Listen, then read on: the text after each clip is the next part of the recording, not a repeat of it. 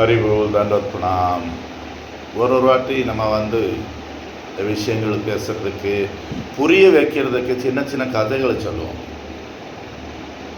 2 சின்ன கதை சொல்ல விரும்புகிறேன். ஒருத்தர் சாதுக்கிட்டே போனார். சாதுக்கிட்டே போய் தனக்கு பிரச்சனைகளை சொன்ன தொடங்கியாச்சு. கொஞ்ச நேரம் சாது கேட்டுட்டு இருந்தார். அப்புறம் சொன்னார், ஒரு வேலை செய், இதெல்லாம் நீ எழுதிட்டு கொண்டு வந்துடு நாளைக்கு சொல்லி பேப்பர்ஸில். இவர் என்ன பண்ணார், சாது ரொம்ப சக்தி உள்ளவர், தன் பிரச்சனைகளை எழுதும்போது ஒரு 3 நாள் கூடுதல் எழுதிவிட்டான், எல்லாம் இனி போயிடும் பிரச்சனைகளை சொல்லி. அடுத்த நாள் சாதுக்கிட்ட வரும்போது சாது சொன்னார், அங்கே பாரு ஒரு பெட்டி இருக்குது, அதில் வேறவங்களுக்கு தன் பிரச்சனை போட்டுருக்காங்க, நீ உனக்கு உள்ளது போட்டு வேறவங்களுக்கு உனக்கு எது பிடிக்குது அதை எடுத்துடு சொல்லி. இவனு ஒரு 1/2 மணி நேரம் 1 மணி நேரம் வேறவங்களுக்கு பிரச்சனை படித்து சாதுக்கு சொல்லிட்டு இருக்கான், எனக்கு உள்ளதே பரவாயில்ல. இந்த பௌத்திக வாழ்க்கை சொன்னால் துவந்துவமய லோக சொல்லுவார் பகவான் பகவத்கீதையில். இங்கே சுகம் இருக்குச்சுன்னா துக்கம் இருக்குது, வெற்றி இருக்குச்சுன்னா தோல்வி இருக்குது, பகல் இருக்குச்சுன்னா இரவு இருக்குது. நம்ம எல்லா ஜீவன்களும் ஆனந்தம் அனுபவம் தேடிட்டு இருக்கோம். இந்த தாத்காலிகமான துக்காலயம் இங்கே அது கிடையாது. நம்ம முழு முதல் கடவுளுக்கு சரணெடுக்கணும். ஒரு பரம்பரையில் அதிகாரம் உள்ள குருவே சரணெடுக்கணும். நம்ம குரு வைஷ்ணவர் சொன்ன போது ஹரே கிருஷ்ண மகாமந்திர ஜபம் இப்படி சாதனைகள் பண்ணால் பற்றுதல் விட்டுட்டு இந்த உலகத்தில் நம்ம கண்டிப்பாக அனுபவ ஆனந்தம் மூல வைகுண்டலேக்க கோலோக பிருந்தாவனம் போக முடியும். இனி ஒரு கதை சொல்ல முயற்சி பண்ணுறேன். 2 எறும்பு ஆண்ட்ஸ், 2 பேரும் ஃப்ரெண்ட்ஸு. ஒன்று சீனி உள்ள மலையில் வாசம் பண்ணுறது, ஒன்று உப்பு உள்ள மலையில் வாசம் பண்ணுறது. கொஞ்ச நாள் விட்டு 2 பேர் ஒருத்தருக்கு ஒருத்தர் பார்த்தாங்க. இந்த சீனி மலையில் உள்ளது நல்லா உடம்பு நல்லா இருக்குது, இந்த உப்பு உள்ளது ஒல்லி ஒரு மாதிரி திருப்தி இல்லை, சந்தோஷம் இல்லை. அப்போ இது சீனி உள்ள இதுக்கு கேட்கும்போது அதுக்கு நான் சந்தோஷமாக இருக்கேன், இங்கே நல்லா இனிப்பாக இருப்பேன் சாப்பிட்டு. அப்போ இந்த உப்பு உள்ளது கேட்குது, நான் கூட இருக்க முடியுமான்னு சொல்லி வா சொல்லுவான். கொஞ்ச நாள் விட்டு இது கேட்பான், எப்படி இருக்கு சொல்லி. இப்போ இந்த உப்பு உள்ளது சில எனக்கு அவ்வளோ ஒன்றுக்கு தெரியல, கொஞ்சம் இதாக தெரியுது இனிப்பு. அப்போ இதுக்கு புரிஞ்சாச்சு பிரச்சனை. படுத்திடுச்சேன்னா அது படுத்த உடனே அதுக்கு களத்தை பிடிச்சி இப்படி பண்ணும்போது ஒரு உப்புக்கு ஒரு உருண்டை சின்ன வெளியில் வந்தது. இனி அந்த எறும்புக்கு இந்த சீனி மலையில் அந்த இனிப்பு கிடைக்க தொடங்கியாச்சு. இதே போல் நம்ம எல்லா ஆத்மீகம் தேடி வருவோம், ஹரே கிருஷ்ண மகாமந்திரம் பண்ணுவோம், ஏகாதசி பண்ணுவோம், நம்ம எல்லாம் பண்ணிகிட்டு இருக்கோம். பட் நம்ம பௌத்திக பிரச்சனைகள், நம்ம பௌத்திக பற்றுதல், நமக்குள்ள அந்த இது விடலாம் சுபாவம், பௌத்திக சுபாவம். அப்போ நம்ம அந்த ஆத்மீகத்தில் அந்த ஹரே கிருஷ்ண மகாமந்திரத்தில் உள்ள இனிப்பு, அமிர்தம் போல உள்ள இனிப்பு அனுபவிக்க முடியல. நம்ம இந்த உலகத்தில் தான் வாழ வேண்டி இருக்குது.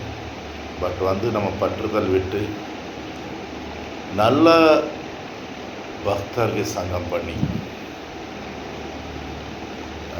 வாழ்க்கை வாழலாம். கண்டிப்பாக நம்ம அந்த இனிப்பு ஹரே கிருஷ்ண மகாமந்திரத்தில் உள்ள இனிப்பு அனுபவிக்க முடியும். இப்படி சொல்கிறது இன்னொரு கதை நினைவு வந்தது. ஒரு ஊரில் ஒரு பிராமணர், ஒரு பண்டிதர், அவர் வீடு பக்கத்தில் ஒரு தோபி சொன்னால் அழுக்கு என்ன துணியை அழுக்கு, இந்த துணி வாஷர்மேன் அவர் வீடு. அவர் ஒரு கழுதை வச்சுருந்தார். இந்த பண்டிதன் தினமும் சாயங்காலம் 7 மணிக்கு சங்கு ஊதுவான் ஆர்த்தி பண்ணுறதுக்கு முன்னாடி. அப்போ அந்த கழுதை சவுண்டு போடும். இந்த பண்டித்தனுக்கு பிரச்சனை என்னச்சுன்னா, இவனுக்கு மனைவி குழந்தைகள் யாருக்கு இதெல்லாம் பிடிக்கல, இவன் பண்ணுறது பூஜையெல்லாம் யாரும் வரமாட்டான் ஆர்த்தியில். இப்போ அவனும் மெல்லமா சொல்ல தொடங்கியாச்சு, பாருங்கள் உங்களுக்கு அந்த கழுதை தான் நல்லா இருக்குது, நான் சங்கு ஊதும்போ அது கூட கூட இது பண்ணுறது சரி. இப்படி வாழ்க்கை நடக்குது. ஒரு நாள் அந்த கழுதை இறந்து போச்சு.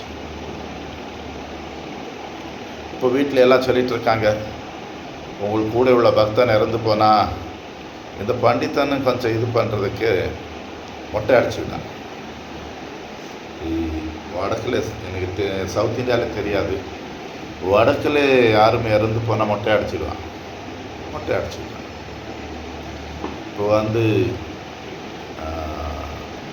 சாயங்காலம் ஒரு கடையில் சாமான் வாங்க போனான். கடையாள் கேட்டான் யார் இறந்து போனாங்க சொல்லி.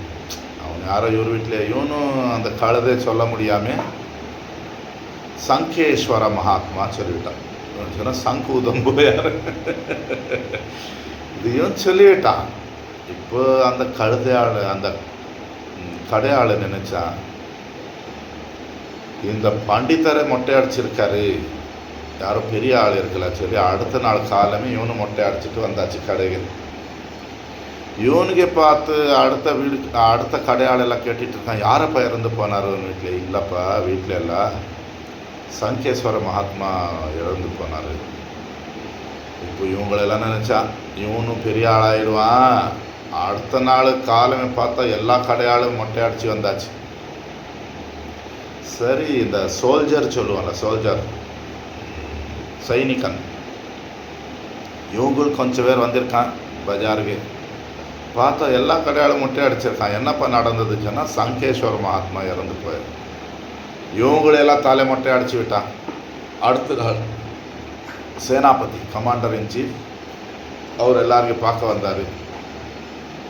அவரும் மொட்டை அடிச்சு விட்டார். அவர் அரசனுக்கு பார்க்க போனார். அரசனை நினைச்சா நானும் மொட்டை அடிக்கணும்னு சொல்லி அப்போது மொட்டை அடிக்க அவன் மொட்டை அடிச்சாச்சு. இப்போ இந்த ராணி அரசனுக்கு மனைவி, அவளும் அரசனுக்கு மெசேஜ் அனுப்புவான், உங்களெல்லாம் ஆணுகளும் மொட்டை அடித்தாச்சு, நான் ஒரு லேடிஸ் சபையை கூப்பிட்டுட்டு அந்த சங்கேஸ்வர மகாத்மாக்கு கொஞ்சம் புகழ்ச்சி பண்ணி கொஞ்சம் எல்லாருக்கும் உணவு பிரசாதமும் இப்படி பிரார்த்தனை பண்ணிடுவோம் சொல்லி. அப்போ எனக்கு ஒரு 10 நிமிஷம் நான் சங்கேஸ்வர மகாத்மா பார்த்து பேசணும், கொஞ்சம் அவர் பார்த்து எனக்கு இது பண்ணி கொடுங்க. அப்போ அரசன் சேனாபதிக்கு சொன்னால், சேனாபதி அப்படி இப்படி கடைசியாக பண்டித்தன்கிட்ட பேச்சு வரும்போ யார் சங்கேஸ்வர மகாத்மா ஒரு கழுதை. இப்படி நம்ம எதோ பண்ணிகிட்டு இருக்கோம். அவன் பண்ணிகிட்டு இருக்கான், நான் பண்ணிகிட்டு இருக்கேன். இப்போ தீட்சை நடந்துட்டு இருந்து ஒரு தாய் தன் மகளை பார்த்து குரு மகாராஜ் சொல்லிட்டு இருக்கான், மகாராஜ் டெய்லி 4-5 வாட்டி குளிப்பான்னு சொல்லி. அது யார் சொல்லி கேட்டால் அந்த கோயிலில் உள்ள பூசாரி உள்ள இவளு ஃபாலோ பண்ணிட்டு இருக்கான். நம்ம கிரகஸ்தர் கோயிலில் உள்ள ரூல்ஸ் எல்லாம் வீட்டில் கொண்டு வந்தால் பைத்தியம் பிடிச்சிடும். ஒரு நாள் 5 வாட்டி குளிக்கிறது சொன்னால் அவ்வளோ தண்ணி இருக்குமா? அவ்வளோ தண்ணி இருந்தால் கூட எல்லாமே யோசனை பண்ணணும், நான் யார், நான் எப்படி இருக்கணும். இல்லை நம்ம உயர்ந்த சாதுகள் சொன்ன போல வாழ்க்கை வாழணும்.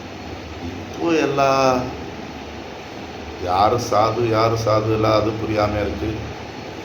எல்லாருமே வேறவங்களுக்கு காட்டுறதுக்கு வேண்டி கூடுதல் நம்ம பக்தி இருந்தால் சரி.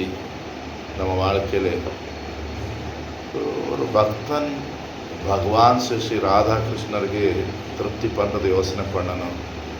எவ்வளோ வாட்டி குளிச்சுட்டு இருக்கோம், நம்ம என்ன இது பண்ணிட்டு இருக்கோம், இதெல்லாம் முக்கியமல்ல. மனித வாழ்க்கை திரும்பி திரும்பி கிடைக்காது. நமக்கு அந்த ஈஸ்வரன் பகவான் புத்தி கொடுத்துருக்காரு.